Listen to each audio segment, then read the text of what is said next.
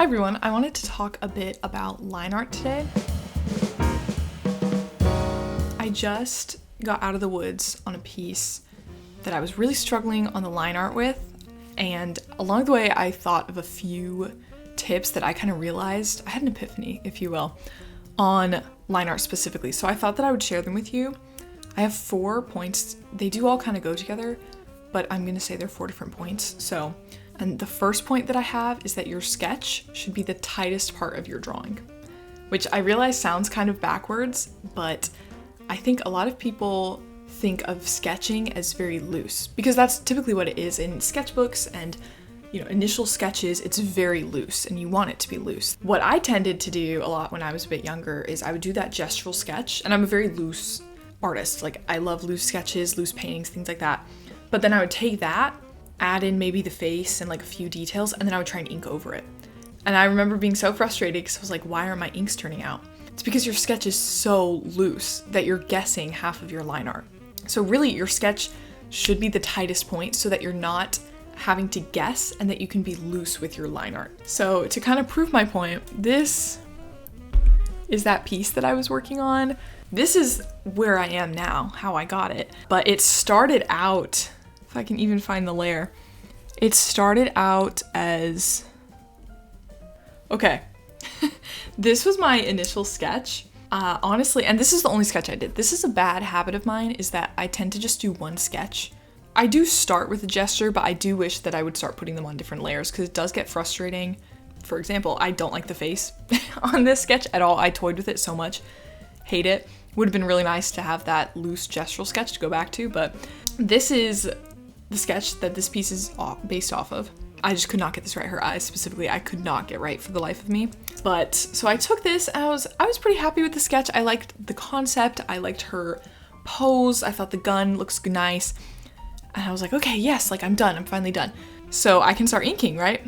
This was my first ink. Honestly, it's not horrible, but it definitely does look, and I think I had these on there, it doesn't look very good. And maybe that's just because I have now seen where I ended up taking it, but not very good. And it's mostly because, first, I didn't like the sketch, which if you don't like the sketch, don't go on and ink it. Ink is probably not gonna fix it.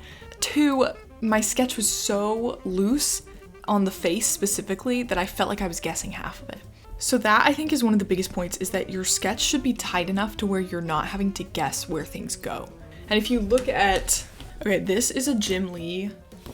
This is an inking page. It's actually really fun to practice inking on these, but this is his sketch. All the blue lines there, I've done all the black, but that's crazy. Like, that's his sketch. So the tighter that your sketch is, the easier your line art's going to be. And if you feel like you're really struggling with line art on a piece, try tightening up your sketch more. Okay, next is kind of a 2-in-1 on a more literal how to do line art, and that is line weight and line confidence. Line weight, I think, is definitely a tricky one because looking at something like this, you may be like, oh, this doesn't have line weight to it. Not really, because you're looking at so many lines. You've sketched over this so many times, but if we really look at it, there is quite a bit of line weight here. If we look, there's just so many lines covering up that line weight. Look at that one there. That's pretty thick. It gets thinner up here, pretty thick here, kind of evens out a bit here. But it's so hard to tell when you're looking at a sketch because, again, this is a pretty loose sketch. I honestly probably should have done another one and tightened it up more, but I didn't.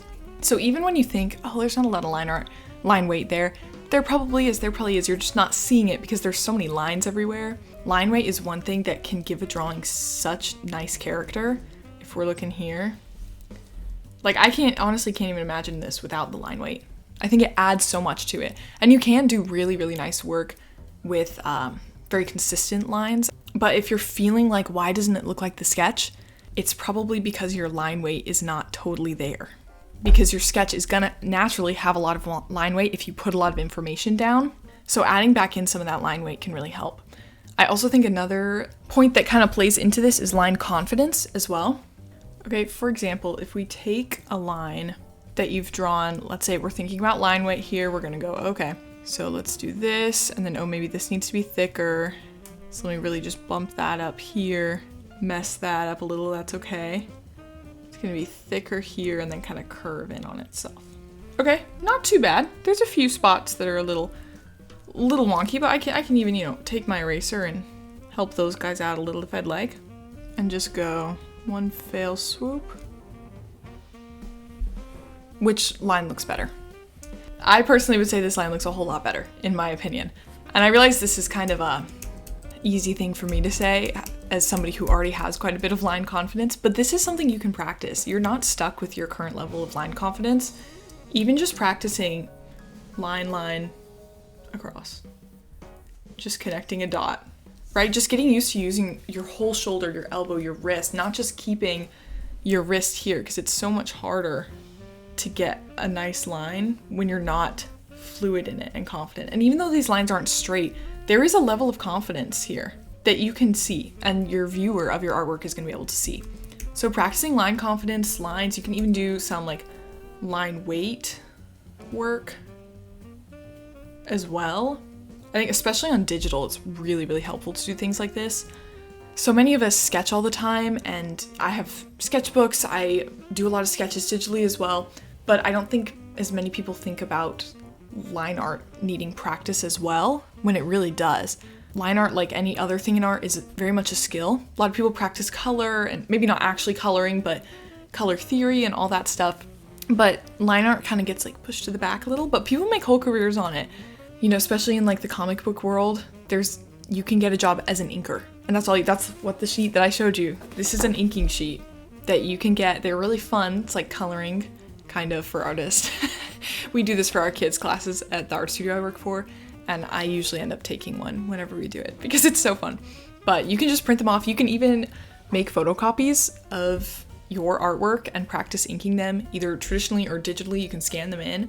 So there's a lot of options to practice line art as well if it's something you feel like you're not great at. And that's one reason I really like art, is because I can always learn, like improve on something. If you found this helpful, I would love to hear what you found helpful in this video down in the comments below. If you liked this, go ahead and subscribe. I'll link my Instagram down below if you want to follow me on there as well. But definitely a bit of a different format from my last few videos.